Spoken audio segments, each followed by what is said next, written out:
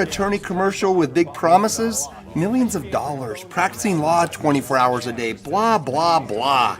Let's get rid of the smoke and mirrors. None of that really matters. What does matter? Having a medical doctor as your attorney. That matters.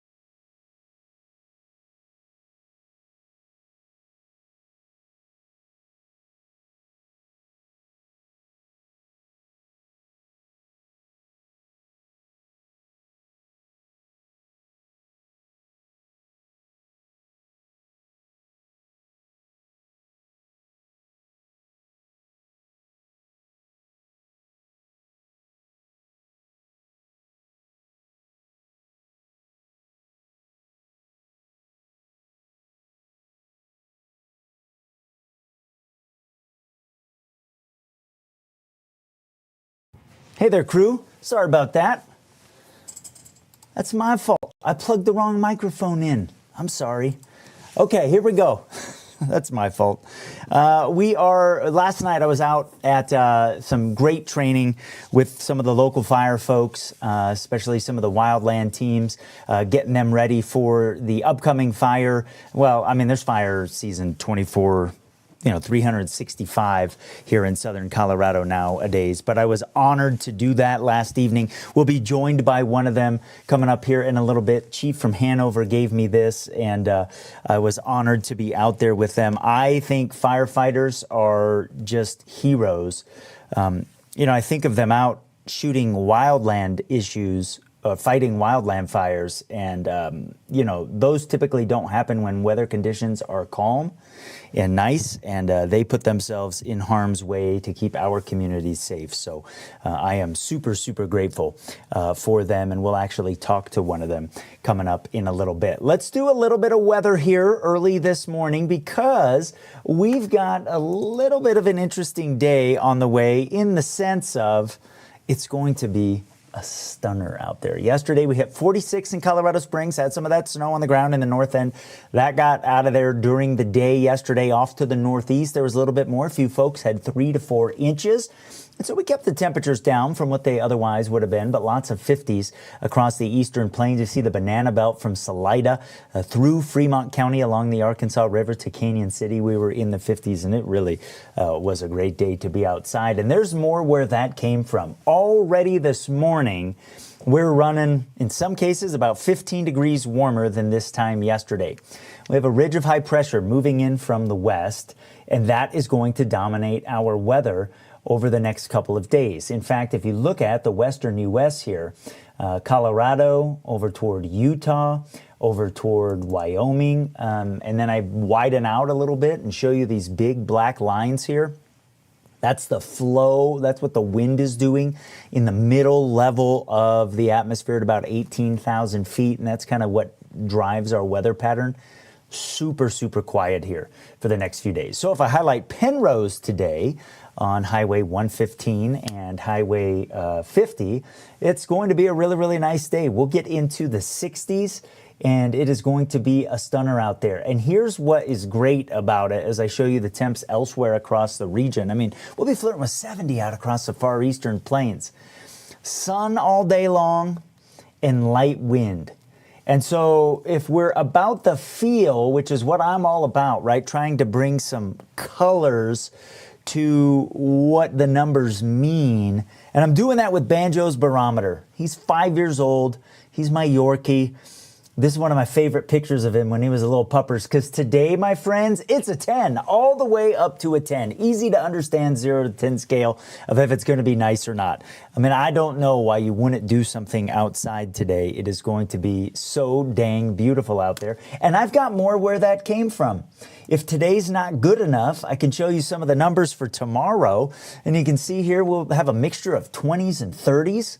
We'll start off in the low teens over the big mountain valleys and might lose a degree or two tomorrow in terms of the high temperatures, but still a lot of sun, some light wind, and just a beautiful, beautiful stretch here on the way to the weekend. I mean, it's going to be really, really nice weather. I've talked, though, about that pattern change for next week, and I am getting more certain now that we may have some organized energy enough in the sense that maybe we'll get a storm around here. And let me show you what I mean. I will go to that here and just show you how things are kind of playing out here as we move into the weekend and into next weekend. To do that, I'm going to head over to the weather wall real quick so that I can break it down, so that I can point at things and show you how this ridge is going to change here. So as we move into the weekend, we get this system undercutting the ridge from the west. So I've got what's colorized on here is the energy in the atmosphere, or one of the ways that we can represent the energy in the atmosphere. For those of you that are weather geeks a little bit, what I'm showing here is relative vorticity at 500 millibars, but I'm just showing positive relative vorticity, took the negative off of there. So this is one of the ways we can kind of watch where the energy is. This ridge doesn't go anywhere over the weekend, and this thing stays off to the south, and there's nothing really, because the jet stream's way up here, there's nothing really to steer this thing. So it's going to move slow. Now it's far enough away from us. We're going to be fine here this weekend for whatever you want to do. It'll be really, really nice. But then you see the pattern change developing next week. This thing's still sitting down here, but we get this trough developing with a couple lobes of energy in it, and we just have to see what happens. Over the last 24 hours, there's been a little bit better agreement in the computers about some sort of consolidation of some of that energy, and eventually whatever it is moving across the area kind of as we move from late Wednesday through Thursday, or Thursday into Thursday night, somewhere in that time frame. So if you go into the Peaks2Plains Weather app and you look at the days ahead at the bottom of the app and you get the extended forecast, it says in there, there's more than the numbers in there. It says, hey, we are watching something. It's going to be moving through. Expect cooler temps and some moisture chances. And a week away, it's about as good as we can do, to be honest with you. So just warm here through the weekend. Then we get into early next week and the wave starts to break down. The ridge starts to break down. I think we bring the temperatures down a little bit. I think the mountains will start to get some snow. And then temperatures will come down, and maybe even more than that, what I'm showing you there as we head from Thursday into Friday. So if we look at the same computer model with the clouds and precipitation into early next week, here's that system that, over about 3 or 4 days doesn't move very much. But you see the trough starting to take shape there in the west. So the mountains will probably get a couple rounds of some snow as waves out ahead of the main part of the system kind of kick out to the northeast.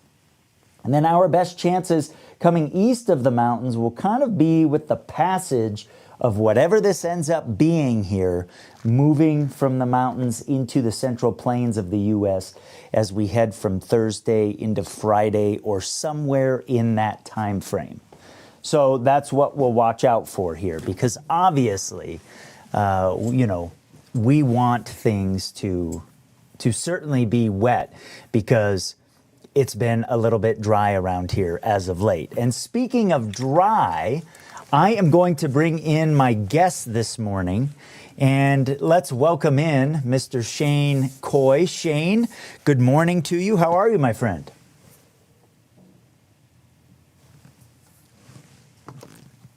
Hey, dude, I had your audio off, so Let's redo that again. That's my fault. I got you. How are you? I am good. Seems like I just saw you a little bit ago. Yeah, wasn't that long. We had one sleep. Shane, tell everybody who you're with and what you and I were doing together last night with some of our finest folks here in the Pikes Peak region. Sure. Right now, I'm the superintendent or leading the Southern Colorado Interagency Wildland Fire Team here in the southern part of the county. And last night was our second night of our Wildland Fire Academy. And that's where we were doing fire weather. So we had you come in and speak at a lot deeper level about some of the weather aspects that a wildland firefighter has to concern themselves with, and making sure our new folks are going to be as prepared as possible once we put them on the fire line in March. Yeah, and here we were last night, full room there. And obviously, you know, when you're talking wildland fire in particular, you know, weather is, as you guys said last night, I mean, it's sort of the number one thing. It's the thing that you can't control when you're talking about a fire. Yeah, it's just a big awareness piece. Wildland fire is everything. Weather's everything in the wildland fire world, and that's why we start the class with that. And we spend so much time talking about the different concepts and principles, and it just allows them to look at the weather maybe a bit differently than they would if they had not joined that profession. And it's the first thing that they need to do to really keep themselves safe out there on the line. And for us who have been around a while, going through that material again is great for us, just to keep our fundamentals strong and make sure that we're seeing the things we need to see way ahead of the time that they affect us. Shane, let's talk about how things have changed in the time that you've been fighting fires, because you just alluded to it, that you've been doing it for a while. How in our area over the last, let's say, 3, maybe 4 decades, has kind of how wildfires have affected us changed? You know, I came in 1999, and this is just some of my observations because I didn't pay as much attention to that as a young firefighter as I do now. It just feels like there has been a shift, and it feels like we do have uh, you know, back when I first came in, we could relatively be certain that December, January, part of February would be slow. We kind of have some off time. The Fed schedule in the wildland fire world also reflected that. So we had some time off that we could be relatively certain about. And it seems like now that all year round and all months of the year, we do get not just small wildland fires, but we can get significant ones. Mm-hmm. And like this year, particularly, as an example, since we've just kind of been through a lot of the winter, we didn't have any red flag warnings during the summer. We had a lot of rain and other better weather conditions, but we've had a lot of red flag warnings in the month of December and January. That certainly was not the case when I first came in. So, for my personal observations, we just have to be ready all year round, and there really is no break. We have to always be ready. And red flag warnings, for people that might not be familiar, is a product that the National Weather Service will issue when wind and humidity for an extended length of time during the course of the day align with dry fuels in the atmosphere. So kind of, you know, the stage sort of set for fires. Shane, on a day where there is a red flag warning issued, so where we know there's going to be wind, where we know the fuel is dry, and we know the relative humidity is low, what does that mean for the SOCO Wildland Interagency team? Okay. So we put that warning out to everybody so we can be more careful. And for us and for other agencies like us, including your fire departments in the fire districts, for us to be as effective and as meaningful as impactful as we need to on these red flag days, let's say statistically we get, and Matt, you can probably verify this, let's just say 45 of these potentially a year in our areas. We need to have our resources plussed up. That's what we are trained to do. That's what we live for. And so on these red flag days, we take as many people that have availability on that day, and we put them out into our partnership agency stations, into those apparatus that may not have been staffed had we not done that. Mm-hmm. And we do as best we can to put a lot more available fire engines and crews out there so that on these highly volatile days, we are ready to go when the call comes out and we're not behind the power curve. Right. Obviously, quick response, especially on a day when the fire is likely to spread rapidly, is really, really important. For people that haven't heard about your agency, It is a multi-agency sort of collaboration. Tell us a little bit about it. You bet. In some ways, it's a new concept. I think that we haven't seen a lot of, but also it's not new. Interagency cooperation in the wildland fire world has been there since I've been in. A lot of it I see at the federal level when we talk about the national fires and putting together hand crews, and we share resources on engines to get those out. But the local level, we found that there's number one, a lot of people who would like to volunteer and be wildland firefighters. They may not have the same interest in structure and EMS and some of the other things, but we know that they want to do that. So we have a population that wants to do that. And at the same time, we have departments out there that are doing a wonderful job, and they also have some apparatus that they either have to cross staff with a paramedic and other people who are cross trained in wildland, and or we have some apparatus that may or may not get staffed. So what we're trying to do is get all those apparatus off the sideline and to make sure that those who are paramedics, those who have structure fire skill sets, we don't want to keep them out of district for a long period of time. We want to keep them in the districts that they protect and be ready for those calls. So we hope that we also can relieve some of the strain on those firefighters who are doing all skill sets, which is Right. just an incredible amount of work to try to keep up with and training to keep up with. You talked about how last night, I mean, as I was looking out into the crowd, there were lots of young people last night. And, that was training for some people that are just starting to get into this. If someone is interested in becoming a wildland firefighter, what are some ways that they can go about learning how to maybe become a part of that, or perhaps volunteering? I know we do have some volunteer agencies in the area as well. Yeah, so a lot of our fire districts and departments in El Paso County and the surrounding area very much need volunteers of all types. So calling that fire department, closest to where you live, and starting that process, going to their website. Some have recruiting periods, some run academies, but that would be a really great start on the volunteer side. And there's something about being a volunteer that is just maybe it's a little bit obvious to some people, but until I really got into it, I didn't really realize how fulfilling it was, and just this idea of service and giving back. And it's just been an incredible journey for me personally. So I would highly recommend anybody that has an interest in that fire field, whether it be on the structure side or EMS or wildland, to seek out those departments. You can find us on our website at SOCOWildlandFire.com, and you can reach out there, and we'd be more than happy to chat with you, not just about our team and how our interagency process works, but pointing you to whatever resource or whatever angle you're looking for. We can always help you with that, and all the fire departments here in the region would love to talk to you about that too, especially the ones that do need volunteers. Shane, one of the things that, as I've had the opportunity to interact with the firefighting community over the years, such good people that care so much about where they live and the communities they serve. And so, the heart is there, and you guys put yourselves at risk as wildland fires, oftentimes being right in front of the flames on what is a challenging day. What is the makeup of the human beings and the people that choose to do that? Like when many people are, would be running, you guys are running too.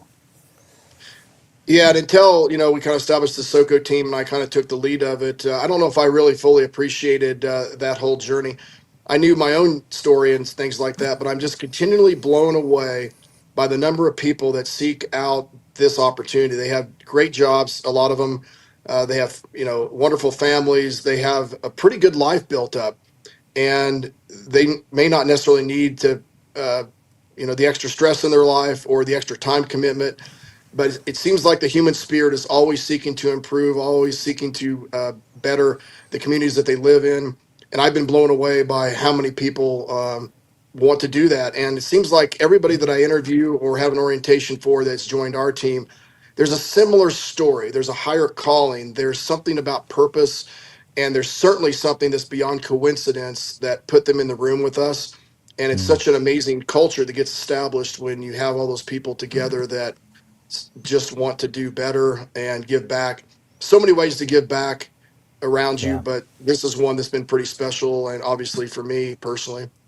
Well, thank you to you and for the folks that you work with on the SOCO Wildland team and just all of the firefighters and EMTs and engineers and everybody that work hard, like you said, to keep our communities safe. As a homeowner or a resident of the area, what is the one thing that I as an individual can do on a day?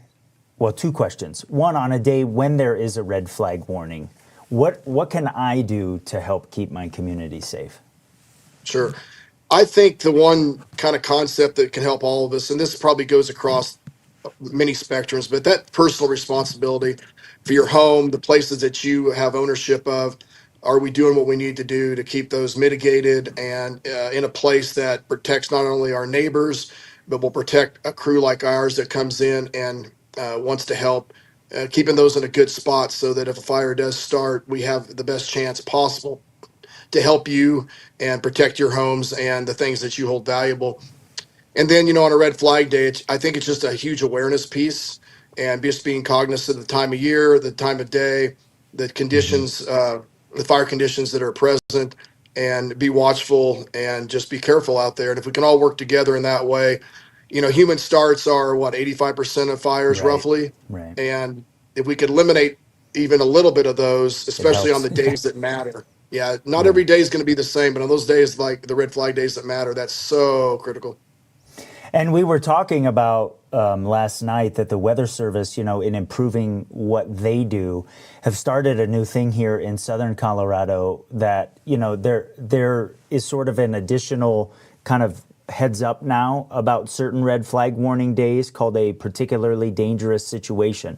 So there are going to be red flag warnings issued on days where we're sort of kind of on maybe the lower end of the criteria, but then you get kind of these, as you said last night, almost historic type days where the wind is a little bit extra and the humidity is a little bit lower and maybe the fuels are a little bit more primed. So it's like hey, don't sleep on this one. This isn't a normal red flag warning type day. And I think that's important because, a lot of us, we get so much information nowadays on a daily basis coming at us from so many different ways.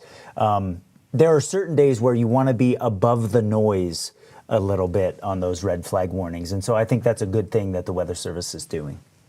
Yeah, and I think I'm just impressed every day with the support the National Weather Service and other meteorologists and weather agencies give to our profession. And this PDS thing, I think, is a great thing. We had one of those issued, I think, for the first time in early January. It allows fire managers to move some pieces around too to help with those very, very severe conditions. And I think in the case of Boulder, they did move some fire Right, apparatus from this area up there to help, and I think that's part of it. So it does help us rewire our brain a little bit and say, okay, this is not just we're not getting numb to having red flag warnings since I'm around it every right. week. This is something I really need to pay attention to. This is something we need to pay attention to, and it helps us collaborate much more effectively and be ready for those very severe days that are, fortunately, not many of those days a Right, year. right. Well, Shane Coyne, Superintendent of the SOCO Wildland Interagency team, thanks for joining me this morning. Thanks for having me out last night. Thanks for what you all do, and thanks for always being prepared to keep our community safe. I'm grateful for your time this morning. I know you're busy, and Shane, I hope you have a good day.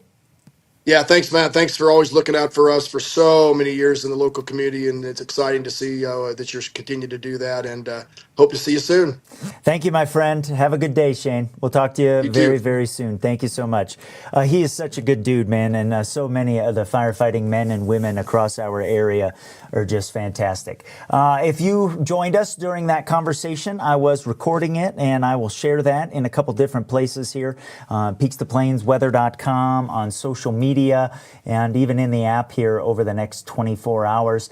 And so I'll do another look at weather here as we get out the day. It is 37 this morning in Monument. It's really, really nice outside already on what is going to be a fantastic day across the area. A little bit chillier at Interquest and I-25, kind of sitting down on the creek, a little bit lower elevation early this morning. Here I was out with the crew last night, having a good time. Today, The snow that we had in some areas, obviously good for keeping the fire conditions down. You can see that in Falcon, we've melted all of that off. It's 38 this morning in that area. So the temperatures are varying, just kind of depends where you are.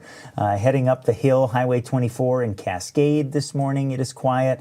Good morning in Woodland Park. We've got a couple high clouds overhead, but we're going to have a lot of sunshine out there today too. It's 42 in Canyon City and 8 in Alamosa. So there's a 40-degree temperature range across the area. And even on what is going to be a quiet weather day, there's still interesting stuff in classic Colorado style, as you can see there with the temperature variation out there this morning. But man, really, really nice later on today, crew. We're going to be in the 60s, flirting with 70, I think, out east. And, no reason to not get outside today.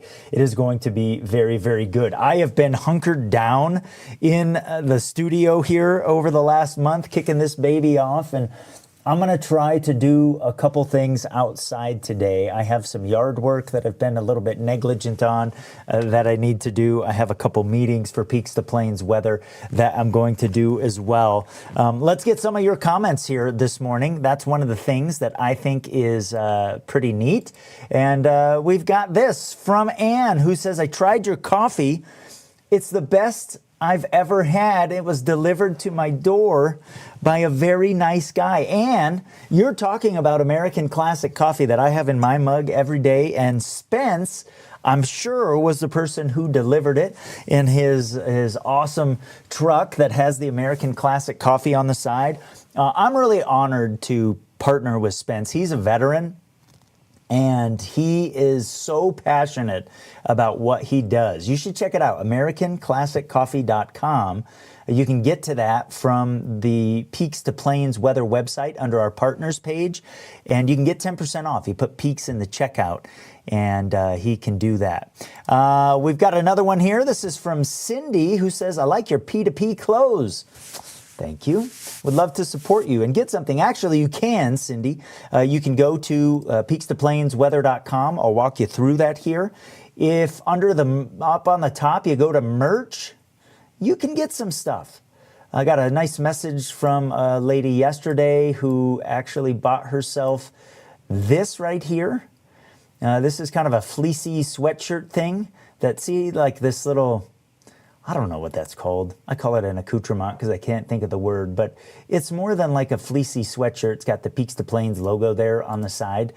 She was super excited to get that. Got your basic t-shirt on there. I got a long sleeve shirt I like. I'm about to pick a couple of these up for me here. What I think is cool is the Peaks2Plains Weather on the sleeve.